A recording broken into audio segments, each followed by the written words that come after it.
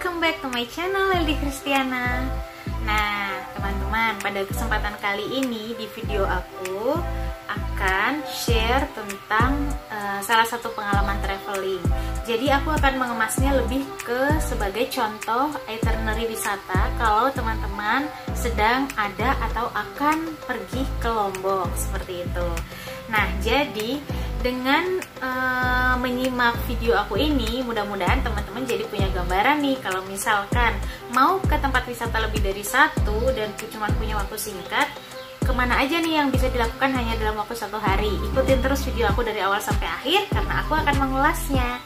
Dan seperti biasa, aku nggak akan pernah capek untuk minta support dari teman-teman semua supaya channel aku semakin berkembang. Caranya gampang banget, teman-teman tinggal bantu aja untuk like video aku. Kalau punya pertanyaan, masukkan komentar atau apapun, tulis aja di kolom komentar. Dan yang pasti jangan lupa untuk subscribe, bunyiin juga loncengnya. Ikutin terus ya. Tempat wisata yang pertama adalah Desa Sade. Desa ini terletak di kawasan Rembitan, Kecamatan Tujuh yang ada di Lombok Tengah. Tempat ini adalah tempat yang masih sangat memegang teguh untuk tradisinya. Jadi memang belum terbawa dengan arus modernisasi di luar sana.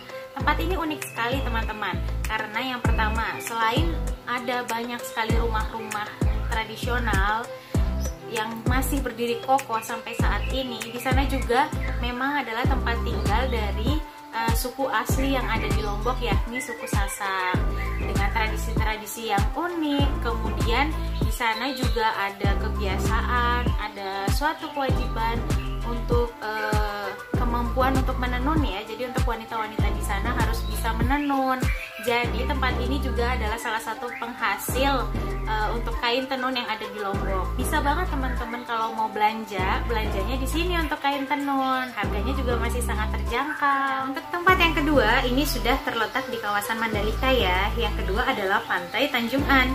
Pantai Tanjung An ini adalah salah satu pantai yang sangat indah. Pemandangannya benar-benar indah banget. Pantainya masih sangat bersih, masih sangat terjaga.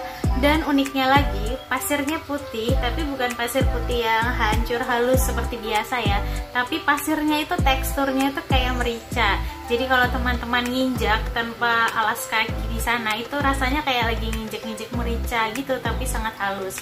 Konon katanya sih banyak yang percaya itu baik untuk kesehatan ya, karena seperti kayak semacam kayak terapi gitu dia untuk di telapak kaki kita tanpa alas kaki. Tempat ini sangat unik sekali dan ada ikon yang sangat-sangat populer di sana, yaitu kayak ayunan gitu ya, ayunan, dan itu ada plakatnya kayak semacam tulisannya Tanjung An. Itu ikonik banget teman-teman. Nanti aku tunjukin salah satu atau beberapa foto aku di sana ya. Tapi karena ini adalah wisata outdoor, wisata pantai, untuk menghasilkan foto yang bagus biasanya itu ada jam-jam tertentu atau golden hour-nya. Dan kalau misalkan situasinya atau cuacanya mendung kayak yang pas aku ke sana, itu memang kurang maksimal, jadi keindahannya tertangkap oleh kamera. Tapi jangan diragukan teman-teman, aslinya memang luar biasa, bagus banget. Adalah Bukit Merese. Nah, bukit ini adalah hamparan bukit yang cukup luas. Letaknya juga masih di Tanjung An juga, masih di kawasan Mandalika. Kalau kita sudah naik ke atas bukitnya, view-nya itu memang akan langsung menuju ke Batu Payung, langsung ke Tanjung An juga. Jadi view-nya terlihat sangat bagus sekali. Nah, karena ini kayak semacam bukit dengan padang rumputnya, ini ada musim-musim tertentunya nih teman-teman. Kalau mendekati atau sekitar musim penghujan, dia akan tampak sangat hijau. Tapi sebaliknya, kalau di musim kemarau, maka rumput-rumputannya itu akan kering. Jadi dia akan terlihat kayak hamparan padang yang agak gersang gitu ya. Tapi tetap aja itu ikonik banget dan sangat instagramable banget kalau buat kita dokumentasikan.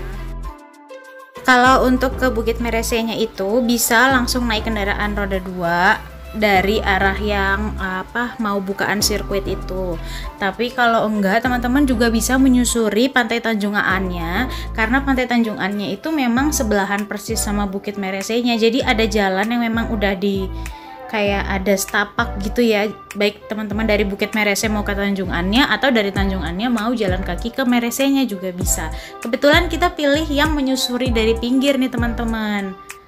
Jadi kayak gini. Nah, ini view pas kita udah nyampe atas. Ini yang aku bilang tadi teman-teman, pas lagi mendung banget dan kurang bagus gitu. Padahal aslinya cantik banget kalau suasananya dan cuacanya cerah. Nah, dan model trekking manjat-manjat kayak gini, meskipun ini nggak ekstrim-ekstrim banget, tapi lumayan deh teman-teman. Ini lumayan bikin ngos-ngosan, capek, tapi worth it sih. Walaupun pas kita ke sana memang sedang agak mendung ya ternyata di sananya.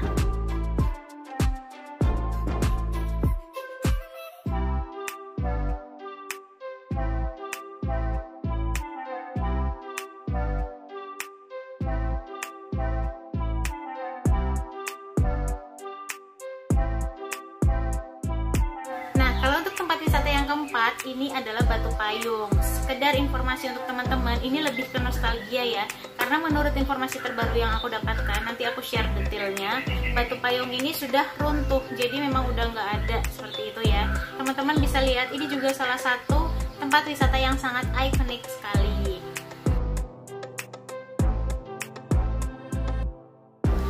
Nah, untuk ke Batu Payung kita harus naik perahu ini teman-teman. Jadi nyebrang. Untuk biayanya itu start dari 200.000 sampai banyak. Tergantung teman-teman bisa nawar atau enggak nih.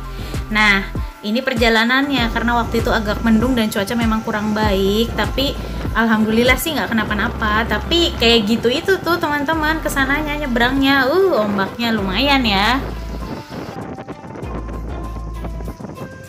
Nah, ini kita udah mulai makin deket nih, jadi kita harus ngelewatin muterin karang gitu supaya bener-bener nggak nabrak karangnya ya. Nanti kita nggak bisa sampai ujung, tapi begitu kedalaman berapa kita harus sambung jalan kaki gitu, jadi kita turun.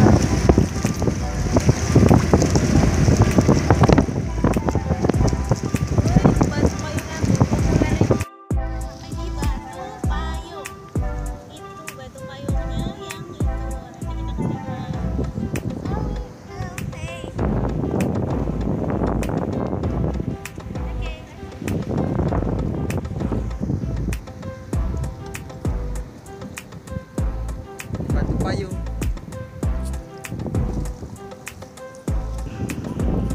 Hati-hati ya. Hati-hati.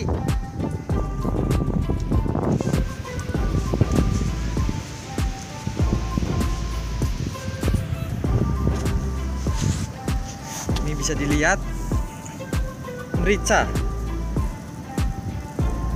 Merica.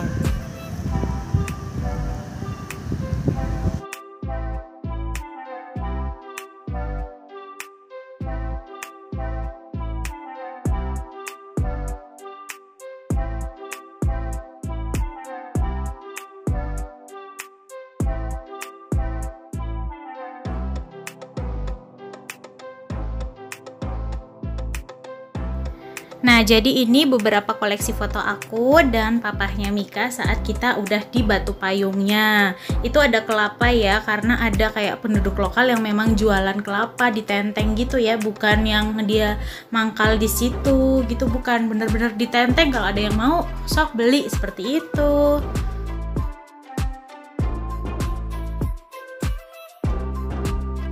Nah, jadi ini bener-bener udah jadi kenangan ya teman-teman, karena memang menurut info yang aku dapat Batu Payung itu udah runtuh, entah dia efek gempa jadi sedikit rapuh, kehantam ombak atau apa, tapi dia runtuh sih. Jadi bener-bener merasa beruntung banget udah pernah ke sana dan mengabadikan momen di sana. Nah, mungkin teman-teman jadi bisa dapetin momennya juga dengan lihat video aku kali ini.